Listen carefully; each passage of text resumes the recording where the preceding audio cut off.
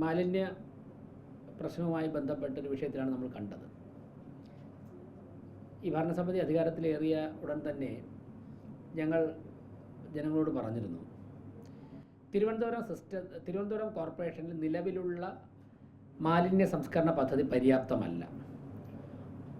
ഒരുപാട് അപാകതകളുള്ള ഒരു പദ്ധതിയാണ് നിലവിൽ കോർപ്പറേഷനിലുള്ളത്. അത് പരിഹരിക്കേണ്ടതായിട്ടുണ്ട്. അതിന് ഈ ഭരണസമിതി പ്രഥമ പരിഗണന കൊടുക്കുമെന്ന് തന്നെ പറഞ്ഞിരുന്നു. അക്കാര്യങ്ങളുമായി ഞങ്ങൾ വളരെ വേഗത്തിൽ വളരെ സജീവമായിട്ട് മുന്നോട്ട് പോവുകയാണ്. തുടക്കത്തിൽ തന്നെ ആരംഭിച്ചിരുന്നു. അത് വലിയൊരു പ്രോസസ്സായതുകൊണ്ട് സ്വാഭാവികമായിട്ടും ഭരണപരമായിട്ടുള്ള കുറച്ച് സാഹചര്യങ്ങൾ തരണം ചെയ്യേണ്ടതായിട്ടുണ്ട്, നിയമപരമായും. അതുവരെ നമുക്ക് നിലവിലുള്ള സിസ്റ്റം തുടരുക എന്നുള്ളത് മാത്രമേ മാർഗമുള്ളൂ. അപ്പോൾ നിലവിലുള്ള സിസ്റ്റം പരമാവധി പെർഫെക്റ്റായിട്ട് കൊണ്ടുപോകാനുള്ള പരിശ്രമം ഞങ്ങൾ തുടക്കം മുതലേ നടക്കുകയായിരുന്നു. അപ്പോഴാണ് ഈ ഭരണസമിതിയുടെ 6 മാസം പൂർത്തിയായത്. ഭരണസമിതി 6 മാസം പൂർത്തിയാവുന്ന സമയത്ത് കാതലായ ആരോപണങ്ങളും തന്നെ, അടിസ്ഥാനമുള്ള ഒരു ആരോപണം പോലും ഭരണസമിതിക്കെതിരെ ഉന്നയിക്കാൻ വേണ്ടി മുഖ്യപ്രതിപക്ഷമായ CPM-നുൾപ്പെടെ സാധിച്ചില്ല. പല കാര്യങ്ങളും പറയുന്നുണ്ട്, പക്ഷേ കാതലായ ഒരു കാര്യവും ഉന്നയിക്കുവാൻ, ജനങ്ങൾ കൂടി ബോധ്യപ്പെടുന്ന തരത്തിൽ ഉന്നയിക്കുവാൻ വേണ്ടി സാധിച്ചില്ല. അത്രത്തോളം കഠിനാധ്വാനം ചെയ്യുകയും അത്രത്തോളം സൂക്ഷ്മതയോടെ, ഭരണത്തിൽ ആദ്യമാണെങ്കിലും സൂക്ഷ്മതയോടെയാണ് ഈ ഭരണസമിതി മുന്നോട്ട് പോകുന്നത്. അതോടൊപ്പം തന്നെ മുഴുവൻ കൗൺസിലർമാരെയും വികസന കാര്യങ്ങളിൽ ഒരുപോലെ തന്നെ ആശയപരമായ വിയോജിപ്പ് നിലനിൽക്കുമ്പോൾ തന്നെ കോർപ്പറേഷൻ്റെ വളരെ സുതാര്യമായുള്ള സുഗമമായുള്ള ഫംഗ്ഷനിങ്ങിൽ ഒരുമിച്ച് ചേർത്തുകൊണ്ട് തന്നെയാണ് ഈ ഭരണസമിതി തുടക്കത്തിൽ പറഞ്ഞതുപോലെ മുന്നോട്ട് പോകുന്നത്. ദൗർഭാഗ്യകരമായ കാര്യം, 6 മാസം പിന്നിടുമ്പോഴും കോർപ്പറേഷൻ ഭരണസമിതിക്കെതിരെ കാതലായ വിമർശനങ്ങളൊന്നും ഉന്നയിക്കാൻ സാധിക്കാത്തതുകൊണ്ട് മുഖ്യ പ്രതിപക്ഷമായിട്ടുള്ള, പതിറ്റാണ്ടുകളോളം ഈ കോർപ്പറേഷൻ്റെ ഭരണത്തിന് നേതൃത്വം കൊടുത്തിട്ടുള്ള, സംസ്ഥാന ഭരണത്തിന് നേതൃത്വം കൊടുത്തിട്ടുള്ള മാർക്സിസ്റ്റ് പാർട്ടി തന്നെ മാലിന്യ പ്രശ്നത്തിൽ തെറ്റായ നടപടികൾ സ്വീകരിച്ചുകൊണ്ട് തിരുവനന്തപുരത്ത് രംഗത്ത് വരുന്നു എന്നുള്ളതാണ്. ഞാൻ മേയറായതിനു ശേഷം നേരിട്ട് ഇക്കാര്യം പറയുന്നത് ആദ്യമാണ്. തിരുവനന്തപുരം കോർപ്പറേഷനിൽ മാലിന്യ സംസ്കരണവുമായി ബന്ധപ്പെട്ട് തെറ്റായ വാർത്തകൾ പ്രചരിപ്പിക്കുവാനും നഗരത്തെ മലിനപ്പെടുത്തുവാനും CPM പ്രവർത്തകർ തന്നെ ഇറങ്ങിയിരിക്കുന്നു എന്നുള്ളതിൻ്റെ ഏറ്റവും അവസാനത്തെ ഉദാഹരണമാണ് കഴിഞ്ഞ ദിവസം ഒരു കോർപ്പറേഷൻ ജീവനക്കാരനെ വാഹനമിടിച്ച് കൊലപ്പെടുത്താൻ ശ്രമിച്ചത്. സുരേഷ് ഉൾപ്പെടെയുള്ള വാഹന ആക്രമണത്തിൽ പരിക്കേറ്റ സുരേഷ് ഉൾപ്പെടെയുള്ള ജീവനക്കാർ വളരെ ശക്തമായിട്ടുള്ള സ്ക്വാഡ് പ്രവർത്തനങ്ങളിലായിരുന്നു. അപ്പോഴാണ് ആമേഴഞ്ചാൻ തോട്ടിൽ ഒരു ഓട്ടോറിക്ഷയിൽ മാലിന്യം കൊണ്ട് എറിഞ്ഞു എന്ന് വിവരം അവർക്ക് ലഭിക്കുന്നത്. അവരവിടെ പോയി അത് ബോധ്യപ്പെട്ടു. അതിനുശേഷം ഇവർക്കറിയാം ഈ മാഫിയകൾ ഏതൊക്കെ സ്ഥലത്താണ് യാത്ര ചെയ്യുന്നതെന്ന്. ഉടൻ തന്നെ ഇവർ കാത്തിരിക്കുകയും സുരേഷ് ഉൾപ്പെടെയുള്ള ജീവനക്കാർ അടുത്ത് ഇവർ മാലിന്യം ശേഖരിക്കാൻ സാധ്യതയുള്ള സ്ഥലങ്ങൾ വരികയും ചെയ്തപ്പോൾ, ഇവർ ഒരു അൺഓതറൈസ്ഡ് ഏജൻസിയാണ്, നിയമവിരുദ്ധമായിട്ട് മാലിന്യം ശേഖരിച്ച് പണം വാങ്ങിയതിന് ശേഷം തോന്നുന്നിടത്ത് വലിച്ചെറിയുന്ന ഏജൻസിയാണ്. ഇവർ പിന്തുടർന്ന് വന്നപ്പോഴാണ് SP ഫോർട്ട് ആശുപത്രിക്ക് നേരെ എതിരെയുള്ള ഗണേഷ് ടീ സ്റ്റാളിൽ നിന്നും ഈ അനധികൃത ഏജൻസി മാലിന്യം എടുക്കുന്നതായിട്ട് കണ്ടെത്തിയത്. സുരേഷ് ഉൾപ്പെടെയുള്ളവർ അവർ മാലിന്യം കയറ്റി ഓട്ടോറിക്ഷയിൽ പോകാൻ പോയപ്പോഴേക്കും ആ ഓട്ടോറിക്ഷ തടഞ്ഞു നിർത്തി. അപ്പോഴാണ് സുരേഷിനെ ഇടിച്ചു കൊലപ്പെടുത്താൻ വേണ്ടി പരിശ്രമിക്കുകയും ആ ഓട്ടോ കടന്നു പോവുകയും ചെയ്തത്. അതിലുണ്ടായിരുന്ന പ്രതികളെ സുരേഷ് ഉൾപ്പെടെയുള്ളവർ തിരിച്ചറിഞ്ഞ് പോലീസ് മൊഴിയെടുക്കാൻ വന്നപ്പോഴേക്കും അവരുടെ പേരുൾപ്പെടെ പറഞ്ഞു. ഒരു പ്രതി അന്ന് തന്നെ പിടികിട്ടി. ഞാനുൾപ്പെടെ, മേയർ ഉൾപ്പെടെ അവിടെ സന്ദർശിക്കുകയും, നിങ്ങൾ മാധ്യമങ്ങളൊക്കെ വന്നിരുന്നു, നിങ്ങളൊക്കെ വാർത്ത കൊടുത്തു, പോലീസുമായിട്ട് സംസാരിച്ചു. ഹെൽത്ത് സ്റ്റാൻഡിംഗ് കമ്മിറ്റി ചെയർമാനും ഹെൽത്ത് ഓഫീസറും നേരിട്ട് പോയി തിരുവനന്തപുരം സിറ്റി പോലീസ് കമ്മീഷണറെ കണ്ടിരുന്നു. HOയുടെ പക്കലുള്ള വിവരങ്ങളൊക്കെ തന്നെ റിപ്പോർട്ടായിട്ട് സിറ്റി പോലീസ് കമ്മീഷണർക്ക് സമർപ്പിച്ചു. അതിൻ്റെ അടിസ്ഥാനത്തിൽ പോലീസ് വളരെ സജീവമായ ഇടപെടലും അന്വേഷണവും നടത്തിയപ്പോൾ ഇതിന് നേതൃത്വം കൊടുക്കുന്നത് CPM പ്രവർത്തകനായിട്ടുള്ള ഷമീറാണ് എന്നുള്ള വസ്തുത ബോധ്യപ്പെട്ടു. പോലീസിൻ്റെ അന്വേഷണം ശക്തമായതോടെ ഷമീർ തമിഴ്നാട്ടിലേക്ക് കടന്നു. ഇന്നലെ വൈകുന്നേരം കേരള തമിഴ്നാട് അതിർത്തി ഗ്രാമത്തിൽ വെച്ച് ഷമീറിനെ പോലീസ് അറസ്റ്റ് ചെയ്തിട്ടുണ്ട്. ഇപ്പോൾ ഷമീർ പോലീസ് കസ്റ്റഡിയിലാണ്. ആ ഷമീറിൻ്റെ ഫോട്ടോ ഒന്ന് കാണിച്ച്. ഷമീർ തിരുവനന്തപുരം ചാലയിലുള്ള CPM പ്രവർത്തകനാണ്. ഷമീറിൻ്റെ വേറൊരു പേരുണ്ട്, അത് നിങ്ങൾ അന്വേഷിച്ചാൽ മനസ്സിലാവും.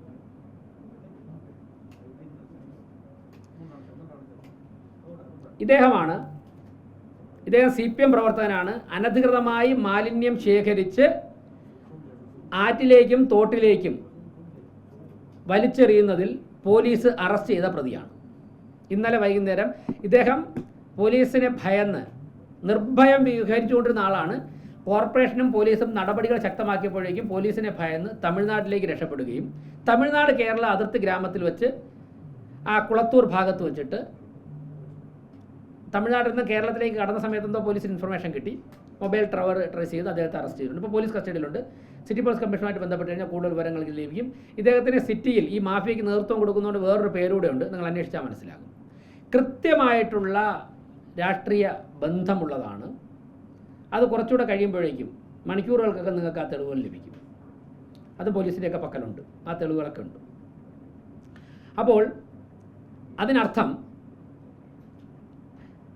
CPM തന്നെ 6 മാസം ഈ ഭരണസമിതി പിന്നിടുമ്പോഴേക്കും വലിയ സ്വീകാര്യത കിട്ടി ഭരണസമിതി മുന്നോട്ട് പോകുമ്പോൾ അതിനെ അട്ടിമറിക്കുവാൻ വേണ്ടി CPM എന്ന പാർട്ടി ഒരു സംസ്ഥാന ഭരണത്തിന് നേതൃത്വം കൊടുത്തിട്ടുള്ള 45 വർഷ കോർപ്പറേഷൻ്റെ ഭരണത്തിന് നേതൃത്വം കൊടുത്തിട്ടുള്ള ഒരു പാർട്ടി തന്നെ നേരിട്ട് അവരുടെ പ്രവർത്തകർ ഇറക്കിയിട്ട് നഗരത്തിലെമ്പാടും മാലിന്യം വലിച്ചെറിയുകയാണ്. ആ മാലിന്യം വലിച്ചെറിയുന്നതിനെ തടയാൻ ശ്രമിക്കുന്ന ആളുകളെ കണ്ടുപിടിക്കാൻ ശ്രമിക്കുന്ന കോർപ്പറേഷൻ ജീവനക്കാരെ ഓട്ടോറിക്ഷ ഉൾപ്പെടെ ഇടിച്ചിട്ട് കൊലപ്പെടുത്താൻ ശ്രമിക്കുകയാണ്. ഒരു പാർട്ടി നേതൃത്വം കൊടുക്കുകയാണ് അതിന്. കഴിഞ്ഞ ദിവസം ഞങ്ങളുടെ 2 വനിതാ ജീവനക്കാർ, രാത്രിയൊക്കെ വനിതാ ജീവനക്കാർ സ്ക്വാഡിലുണ്ട്. 2 വനിതാ ജീവനക്കാർ ഉൾപ്പെടുന്ന സ്ക്വാഡ് ഇതുപോലെ തന്നെ ഒരു മാലിന്യ മാഫിയ തടഞ്ഞു. അവർ രക്ഷപ്പെടാൻ ശ്രമിച്ചു. ഈ ജീവനക്കാർ ഓട്ടോറിക്ഷയുടെ മുൻപിൽ കയറി നിന്നിട്ട് ഓട്ടോറിക്ഷ കസ്റ്റഡിയിലെടുത്തു. ഇപ്പോൾ ഓട്ടോറിക്ഷ നമ്മുടെ ഗ്യാരേജിലുണ്ട്. ഗ്യാരേജിൽ കൊണ്ടുവന്ന് പരിശോധിച്ചപ്പോഴേക്കും അതിൽ വടിവാളും കമ്പിപ്പാരയും ഉൾപ്പെടെ ആക്രമിക്കുവാൻ വേണ്ടി കരുതി വച്ചിരിക്കുകയാണ്. ആ ഓട്ടോറിക്ഷ ഞങ്ങൾ കസ്റ്റഡിയിലെടുത്തിട്ടുണ്ട്. മാലിന്യ മാഫിയ 2 വനിതകളാണ് അതിനെ തടഞ്ഞത്. കഴിഞ്ഞ ദിവസം അവർക്ക് സ്വീകരണമൊക്കെ കൊടുത്തിരുന്നു ഇവിടെ മീറ്റിംഗ്, ഹെൽത്ത് സെക്ടറിൻ്റെ മീറ്റിങ്ങിൽ. മറ്റൊരു വാഹനത്തിന് ഞങ്ങൾ കസ്റ്റഡിയിലെടുത്തു കടകംപള്ളി വാർഡിൽ നിന്നും. ആക്കുളം പ്രദേശത്ത്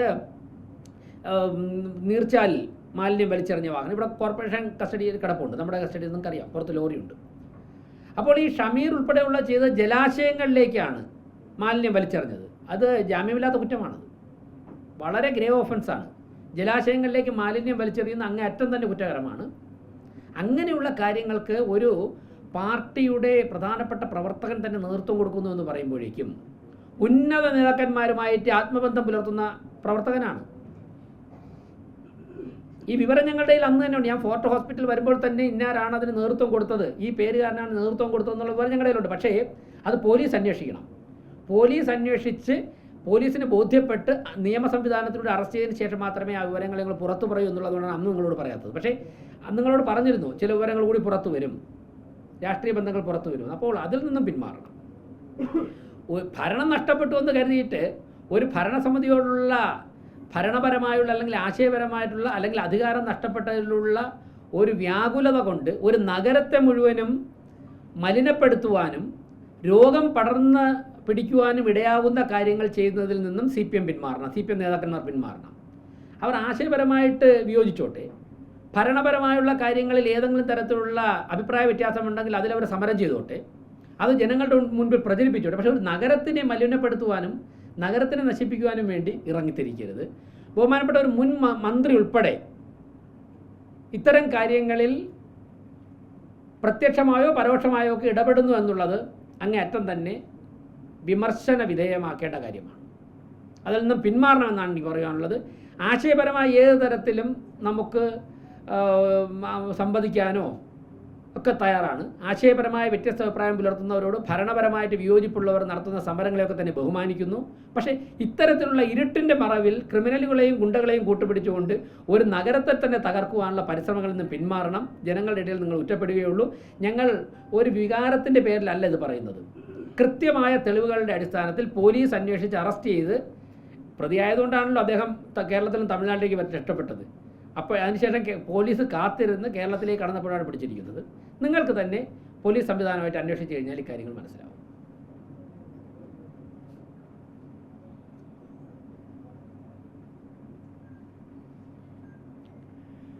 ഇതിൽ കൂടുതൽ രാഷ്ട്രീയ ബന്ധങ്ങൾ നിങ്ങൾ അന്വേഷിച്ച് കഴിഞ്ഞാൽ പുറത്തു വരും. ഇനി മറ്റൊരു കാര്യം കൂടി ഞാൻ പറയാം. വെയിറ്റ്, വേറൊരു ഫോട്ടോ കൂടെ ഉണ്ട്, ഞാനത് സ്ക്രീനിലുണ്ട്, ഞാൻ കാണിക്കുന്നില്ല. ഇന്ന് ഒരു പ്രമുഖ പത്രത്തിൽ തിരുവനന്തപുരം കോർപ്പറേഷൻ്റെ ജവഹർ നഗറിൽ മാലിന്യം കൂട്ടിയിട്ടിരിക്കുന്നതായിട്ടുള്ള ഒരു ഫോട്ടോ വന്നിട്ടുണ്ട്. ആ ഫോട്ടോ ഇപ്പോൾ എൻ്റെ കയ്യിലുണ്ട്. ഈ വാർത്ത വന്ന ഉടൻ തന്നെ അവിടുത്തെ ഹെൽത്ത് ഇൻസ്പെക്ടറെ വിളിച്ചിട്ട് അതൊന്ന് പരിശോധിക്കാൻ പറഞ്ഞു. അവർ രാവിലെ 7:50 അവിടെ എത്തി. വാർത്ത വന്നു 7:30 അവർ അന്ന് 7:50 അവിടെ എത്തി. ജിയോ ടാഗ് ചെയ്ത ഫോട്ടോ ഈ സ്ക്രീനിലുണ്ട്, ഞാനിപ്പോൾ അത് കാണിക്കുന്നില്ല. ആ വ്യക്തിപരമായിട്ട് ആർക്കും ഷെയർ ചെയ്യാം, പത്രസമ്മേളനത്തിൽ കാണിക്കുന്നില്ല. ആ ഫോട്ടോയിൽ ആ മാലിന്യം അവിടെ ഇല്ല. ഇത് മുൻപ്, അതായത് 4 ദിവസത്തിനിപ്പുറം അത് അവിടെ ഇല്ല. അവിടെ നമ്മുടെ സംഭരണ കേന്ദ്രം നിറഞ്ഞപ്പോഴേക്കും ചാക്കിൽ കിട്ടാൻ ഫുഡ് വേസ്റ്റ് അല്ല, പ്ലാസ്റ്റിക് വേസ്റ്റ് അങ്ങനെ അവിടെ അത് സംഭരണ കേന്ദ്രമുണ്ട്. സംഭരണ കേന്ദ്രം നിറഞ്ഞപ്പോഴേക്കും വാഹനം വരുന്ന സമയത്തേക്ക് വരെ അതിൻ്റെ സൈഡിൽ വെച്ചിരുന്നു. അവിടെയല്ലേ വയ്ക്കാൻ പറ്റുള്ളത്, വച്ചിരുന്നു എന്നുള്ള വസ്തുതയാണ്. വേറെ ദിവസങ്ങളില്ല. പക്ഷേ ഇന്നലത്തെ ഫോട്ടോ അല്ലത്. ജിയോ ടാഗ് ചെയ്ത ഫോട്ടോ ഇന്ന് രാവിലെ എടുത്തത് എൻ്റെ കയ്യിലുണ്ട്, IT ഓഫീസറുടെ കയ്യിലുണ്ട്. ഇതുപോലെ കാണിക്കാൻ വേണ്ടി ഞങ്ങൾ പ്രിപ്പയർഡാണ്, പക്ഷേ പത്രസമ്മേളനത്തിൽ കാണിക്കുന്നില്ല. അപ്പോൾ ഇന്നലത്തെ ഫോട്ടോ അല്ല, മുൻപേ ഏതോ ഒരു ദിവസം എടുത്തത് ഇപ്പോൾ വാർത്ത കൊടുക്കാൻ വേണ്ടി തീരുമാനിച്ചിരിക്കുന്നത് കൊണ്ട്. അതിന് കാരണമായത് മാധ്യമപ്രവർത്തകരുടെ പ്രശ്നമല്ല. CPM എന്നൊരു പാർട്ടി തന്നെ ഇത്തരത്തിലൊരു ക്യാമ്പയിൻ നടത്തുമ്പോൾ മാധ്യമപ്രവർത്തകർ അതിൽ നിന്ന് മാറി നിന്ന് കഴിഞ്ഞാൽ അത് അവർക്കൊരു ബുദ്ധിമുട്ടാവോ വിഷമാവാതിരിക്കാൻ വേണ്ടി അവർ കൊടുത്തു. അപ്പോൾ കൊടുത്തപ്പോൾ ഇന്നലെ അവിടെ പ്രശ്നമില്ല, അപ്പോൾ പഴയൊരു ഫോട്ടോ ആയിരുന്നു, അതെടുത്ത് കൊടുത്തു.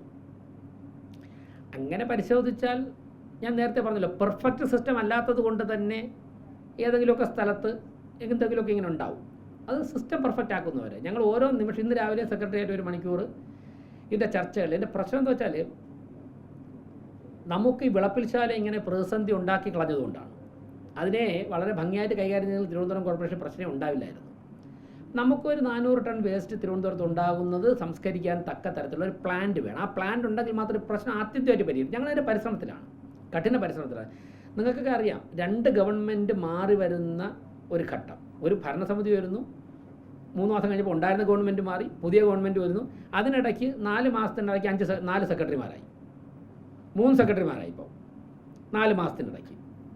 അപ്പോൾ ഉണ്ടായി വരുന്ന ചില ഭരണപരമായിട്ടുള്ള കാലതാമസമുണ്ട്. പക്ഷേ ഞങ്ങൾ വളരെ സജീവമായിട്ട് കാര്യങ്ങളിൽ മുന്നോട്ടാണ്. അത് പരിഹരിക്കുന്നതോടുകൂടി ഈ പ്രശ്നം ആത്യന്തികമായിട്ട് കറക്റ്റ് ചെയ്യപ്പെടും. അതിപ്പോൾ പറഞ്ഞു കഴിഞ്ഞാൽ ഇനി പറയണമെന്നുണ്ടെങ്കിൽ എനിക്ക് അങ്ങനെ ഒരു സ്ഥലം ഞങ്ങളുടെ മനസ്സിൽ വരണ്ടേ. എന്നുവെച്ചാൽ ഞാൻ പറയാം, ചർച്ചയിലുണ്ട് ഫിക്സ് ചെയ്യുന്ന വെച്ചാൽ കൃത്യമായിട്ട് അറിയിക്കേണ്ട സമയത്ത് നിങ്ങളെല്ലാവരെയും അറിയിച്ച് കൊണ്ടുപോകില്ല. ഇപ്പോൾ തിരുവനന്തപുരം പ്രശ്നം പരിഹരിച്ചുകൊണ്ടിരിക്കുകയല്ലേ, പൂർണ്ണമായിട്ട് മാറ്റിയിട്ടില്ല, ഇന്നും രാവിലെ പിടിക്കുന്നുണ്ട്. കേന്ദ്രീകൃത മാലിന്യ സംസ്കരണത്തിന് വേണ്ടിയിട്ടുള്ള പദ്ധതി പലതവണ ആലോചിച്ചിട്ടുണ്ട് നഗരസഭ. അത് ഏത് സർക്കാരായിരുന്നാലും ആ കാര്യത്തിൽ എല്ലാവരും ജെന്യൂനായിരിക്കും നടപടി സ്വീകരിക്കുക. പക്ഷേ മേയർ പറഞ്ഞ പോലെ വിളപ്പിച്ചാൽ നമ്മുടെ ഏറ്റവും വലിയ പ്രതിസന്ധി അത് പരിഹരിക്കാൻ കഴിയില്ല. ഇപ്പോഴും നമ്മുടെ നഗരത്തിനകത്ത് വിവിധ തലങ്ങളിലേക്കുള്ള മാലിന്യ സംസ്കരണത്തിന് ഒരു പ്രോപ്പർ വഴിയില്ല എന്നാലും മേയറിനെ സംബന്ധിച്ചു. അപ്പം നമ്മൾ ഈ ബദലിനെ സംബന്ധിച്ച് ആലോചിക്കുമ്പോൾ എല്ലായിടത്തും വരുന്നത് എതിർപ്പാണ്. ഇപ്പോഴും തന്നെ മേയർ അത് അനുഭവിക്കുന്നുണ്ട്. അത് മറികടക്കാൻ ഈ രാഷ്ട്രീയ പാർട്ടികളെല്ലാവരുടെയും കൂടിയാലോചിച്ചുകൊണ്ടുള്ള ഒരു സംവിധാനം ആലോചിക്കുന്നുണ്ടോ? എങ്ങനെയാണ് അത് നടപ്പിലാക്കിയെടുക്കാൻ വേണ്ടി മേയർ ഒരു പദ്ധതി മിഷൻ എങ്ങനെയാണ്? രാഷ്ട്രീയ പാർട്ടികളോട് കൂടിയാലോചിക്കേണ്ട സമയമായിട്ടില്ല. നമുക്ക് ചില പ്രപ്പോസലിൻ്റെ അതിൻ്റെ ഒരു പ്രാഥമിക ചർച്ചകളിലാണ്. രാഷ്ട്രീയ പാർട്ടികളോട് കൂടിയാലോചിക്കേണ്ട സമയം വരുമ്പോഴേക്കും എല്ലാ രാഷ്ട്രീയ പാർട്ടികളോടും വളരെ ഗൗരവമായിട്ട് കൂടിയാലോചിച്ച് ചർച്ച നടത്തി മുന്നോട്ട് പോകും. മേയർ ഇപ്പോൾ ആരോടും ഉന്നയിച്ചു, അതായത് നമുക്ക് ബാക്കി വിവരങ്ങൾ മേയർ പറഞ്ഞ വിവരങ്ങൾ മാത്രമേ നമ്മുടെ കൈവശമുള്ളൂ. അങ്ങനെ ഒരു പാർട്ടി, ഒരു രാഷ്ട്രീയ പാർട്ടി ഈ പ്രവർത്തകർ ഇറക്കി വിട്ട് നഗരത്തിൽ മാലിന്യം വലിച്ചെറിയാൻ സംവിധാനം ഒരുക്കുമെന്ന് മേയറെ പോലെ ഒരു പദവി ഇരിക്കുന്നതാണ് അങ്ങനെ പറയാൻ പാടില്ല. എൻ്റെ ബോധ്യത്തിൻ്റെ അടിസ്ഥാനത്തിലാണ് ഞാൻ പറഞ്ഞു. ഇന്നലെയോ മെനയോ നല്ലല്ലോ പറഞ്ഞു, ഇന്നല്ലേ പറഞ്ഞത്.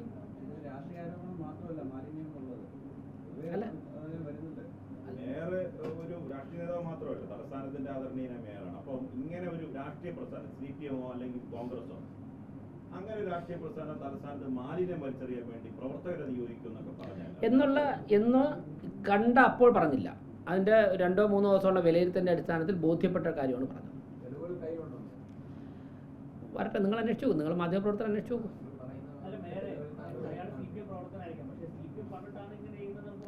അല്ല, എനിക്ക് കിട്ടിയ ബോധ്യത്തിൻ്റെ അടിസ്ഥാനത്തിൽ ഞാൻ പറഞ്ഞത്.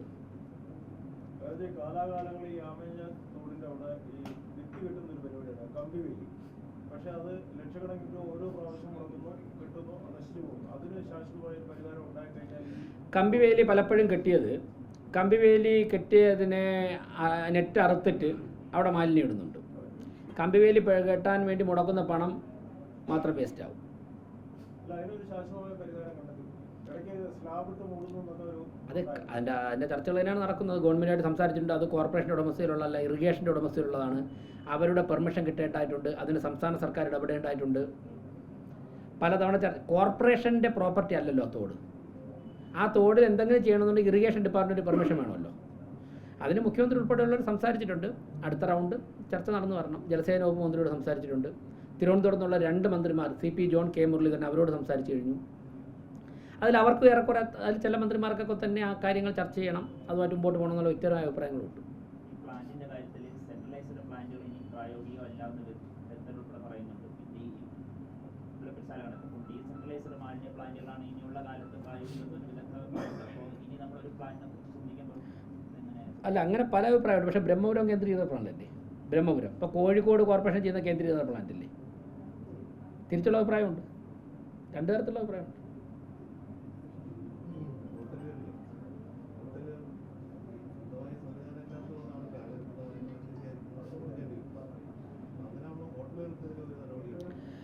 ഹോട്ടലുകൾക്ക് മാലിന്യം സംസ്കരിക്കുവാനുള്ള പ്ലാന്റ് എല്ലാ ഹോട്ടലുകൾക്കും തിരുവനന്തപുരത്തില്ല. ഇപ്പോൾ പുതിയതായിട്ട് ചെയ്ത് തിരുവനന്തപുരത്തെ ഹോട്ടലുകൾ സ്റ്റാർ ഹോട്ടൽ വെച്ച് ബാക്കി ഏറെക്കുറെ എല്ലാം തന്നെ വർഷങ്ങളായി പഴക്കമുള്ള ഹോട്ടലുകളാണ്.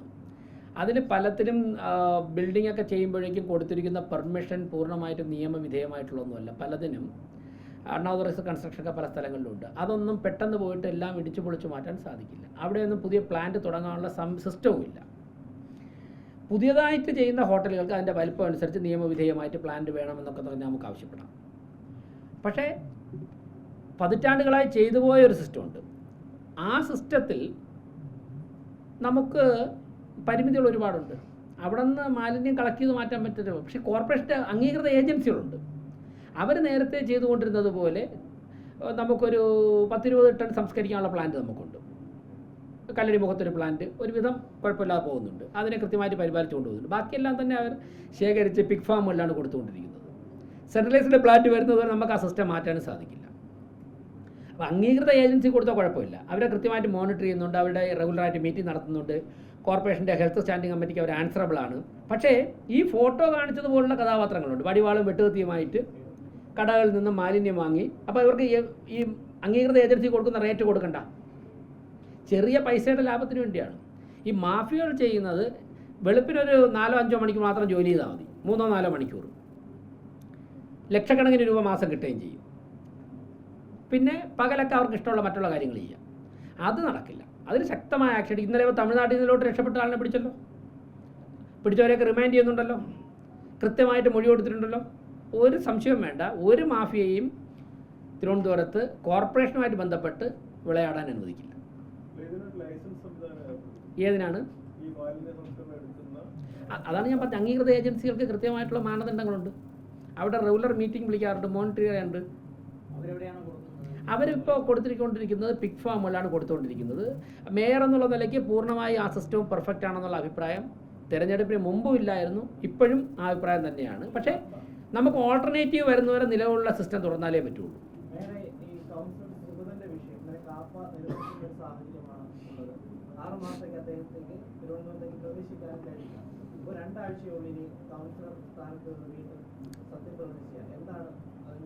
ബഹുമാനപ്പെട്ട കോടതിയുടെ മുമ്പാകെയാണ്. അതിൽ അദ്ദേഹം കൗൺസിലർ കോടതിയെ സമീപിക്കുന്നുണ്ട്. ബഹുമാനപ്പെട്ട ഹൈക്കോടതി സമീപിക്കുന്നുണ്ട്. കോടതിയുടെ ഭാഗത്തുനിന്ന് എന്ത് അഭിപ്രായമാണോ വരുന്നത് അത് സ്വീകരിക്കും.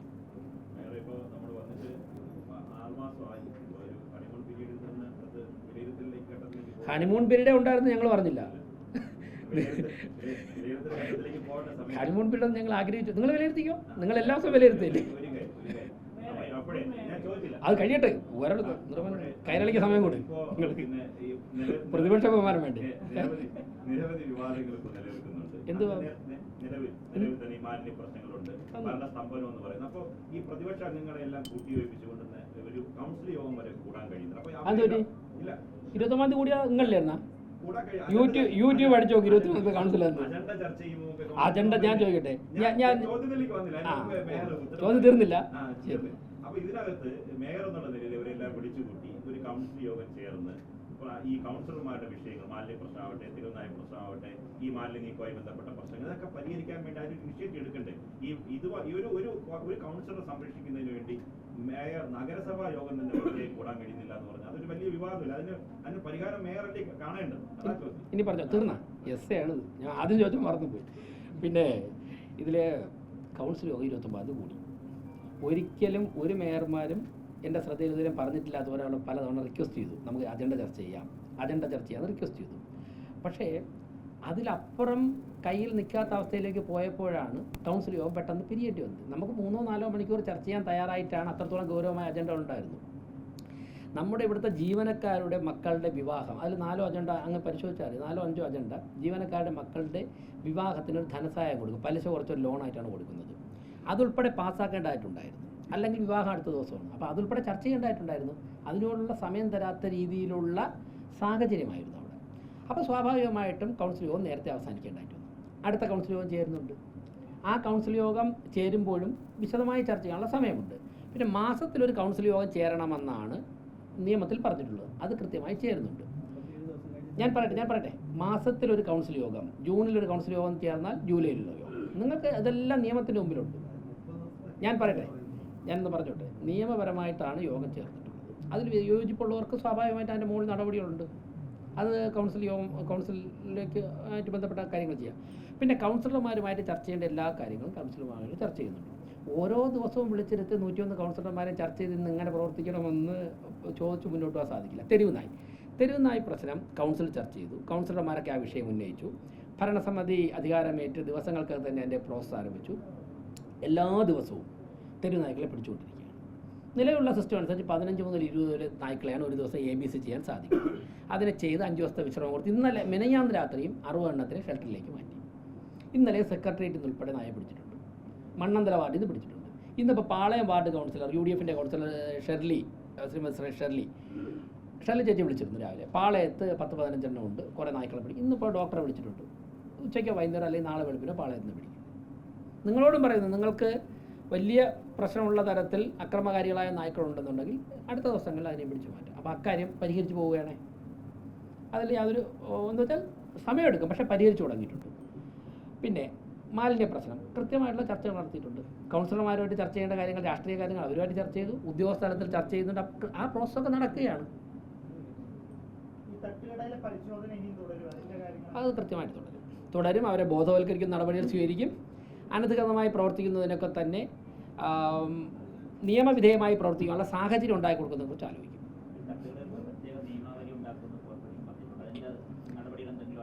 അതിൻ്റെ നടപടി നടക്കുകയാണ്. നിങ്ങളുടെ പറയേണ്ട ഘട്ടമായിട്ടില്ല.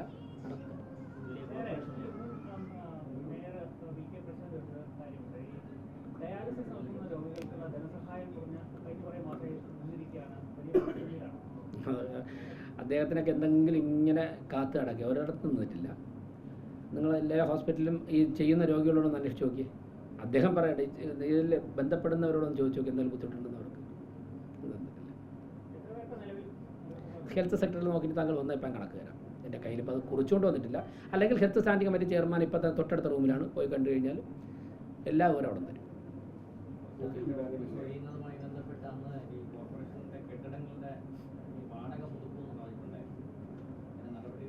നടന്നുകൊണ്ടിരിക്കുകയാണ്. ഫിനാൻസിൽ അന്വേഷിച്ചാൽ അറിയാം. കാലാവധി തീർന്ന കെട്ടിടങ്ങളുടെയൊക്കെ തന്നെ വാടക ഇന്നലെയും ഇവിടെ 3-4 പേര് അവരുടെ ഗ്രീവൻസുമായിട്ട് വന്നിരുന്നു. പക്ഷേ ചോദിച്ചപ്പോഴേക്കും ഇപ്പോൾ അവർ തന്നെ സംഭവിച്ചു. ഇപ്പോൾ 10,000 രൂപ പേട്ടയിൽ നിന്ന് ഒരാൾ നില ഇന്നലെ വന്നിരുന്നു. ഇപ്പോൾ 10,000 രൂപ മാർക്കറ്റ് വാല്യൂ ഉള്ള സ്ഥലത്ത് 2,000 രൂപയാണ് അവർ 40 വർഷമായിട്ട് കൊടുക്കുന്നത്. 40 വർഷത്തിന് മുമ്പ് 500 രൂപ കണ്ടായിരുന്നു, ഇപ്പോൾ 2,000 രൂപ. പക്ഷേ അവർ തന്നെ പറഞ്ഞു, ഞാൻ ചോദിച്ചു അവിടെ ഇപ്പം ഒരു പ്രൈവറ്റ് പാർട്ടിയിൽ നിന്ന് എടുത്ത് എത്ര രൂപ കിട്ടും? അത് 10,000 രൂപ കിട്ടും. കോർപ്പറേഷൻ കിട്ടുന്ന 2,000 രൂപയാണ്. അങ്ങനെ പുതുക്കിക്കൊണ്ടിരിക്കുക. പക്ഷേ കരാറ് കാലാവധി കഴിഞ്ഞതിനാണ് പുതുക്കുന്നത്. ചിലതിനൊക്കെ 2 വർഷത്തേക്ക് കൊടുത്തതിന് അടുത്ത മാർച്ച് 30 കഴിയുള്ളൂ. അവരപ്പോൾ മാത്രമേ നിങ്ങൾ ആലോചിക്കൂ. പത്രസമ്മേളനങ്ങളിലൊക്കെ പല പത്രസമ്മേളനം പറഞ്ഞത് അനാവശ്യമായി ഇവിടുത്തെ ജീവനക്കാരെ സ്ഥലം മാറ്റില്ല എന്നുള്ളതാണ്. കഴിഞ്ഞ ദിവസം ഒരു വിവരം കിട്ടിയ വാർത്തകൾ പുറത്തു വന്നത് ഒരു കൗൺസിലർ ഫോൺ വിളിച്ചിട്ട് ഒരു ക്ലർക്ക് എടുക്കാത്തത് കൊണ്ട് ഒരു ക്ലർക്കിനെ സ്ഥലം മാറ്റി എന്നുള്ള ആരോപണം. എന്താണ് അത്? ഭരണപരമായി ചില സ്ഥലങ്ങളിൽ ചില എഫക്റ്റീവായിട്ടുള്ള ആൾക്കാരെ ആവശ്യമുണ്ട്. ചില സോണലുകളിലൊക്കെ തന്നെ വർക്ക് പെൻഡിങ് ഒരുപാടുള്ള സ്ഥലങ്ങളിൽ. പിന്നെ 3 വർഷത്തിൽ കൂടുതൽ ഒരേ സീറ്റിൽ തന്നെ ഇരുന്ന ആൾക്കാരെ ഏതെങ്കിലും തരത്തിൽ സീറ്റുകൾ മാറ്റുവാനുള്ള, കാരണം 20-22 വർഷമൊക്കെ സീറ്റുകളിൽ ഒരേ സീറ്റിൽ തന്നെ ഇരിക്കുന്ന ആൾക്കാരുള്ളൊരു കോർപ്പറേഷനാണത്. അപ്പോൾ അവർ മറ്റുള്ള സീറ്റുകളിലെ വർക്കും പഠിക്കണം. അതോടൊപ്പം തന്നെ ഒരു സീറ്റിൽ തന്നെ സ്ഥിരമായി ഇരിക്കുന്നത് ഒരു ചെറിയൊരു വ്യത്യാസം വരുത്തണമെന്നുള്ള അഭിപ്രായം സ്റ്റിയറിംഗ് കമ്മിറ്റി വന്നു. അതിൻ്റെ ഭാഗമായിട്ട് ഭരണപരമായിട്ട് ചില കാര്യങ്ങൾ ചെയ്തിട്ടുണ്ട്. അതിലിപ്പുറമുള്ള കാര്യങ്ങൾ എനിക്കറിയില്ല. വാർത്ത പലതും വന്നിട്ടുണ്ട്. ഈ അർദ്ധരാത്രിയിൽ ഈ മാലിന്യം കൊണ്ട് വലിച്ചെറിയുന്നുണ്ട്, അതിനെതിരെ എന്തെങ്കിലും പരിശോധനകൾ ആ പരിശോധനയാണല്ലോ കഴിഞ്ഞ ദിവസം നടന്നപ്പോഴല്ലേ വാഹനം എടുത്ത് കൊലപ്പെടുത്താൻ ശ്രമിച്ചത്. ഓക്കെ, ശരി, താങ്ക് യു. ഓ, ഈ മാലിന്യം വലിച്ചെറിയുന്ന കാര്യം പറഞ്ഞല്ലോ, CPM ആണല്ലോ പിന്നിൽ CPM പ്രവർത്തകർ പ്രവർത്തകർ. അതിന്റെ കൂടെ ഒരു മന്ത്രിയുടെ കാര്യം സൂചിപ്പിച്ചല്ലോ. ഒരു മന്ത്രി അതാരാണെന്നുള്ളത് മുൻ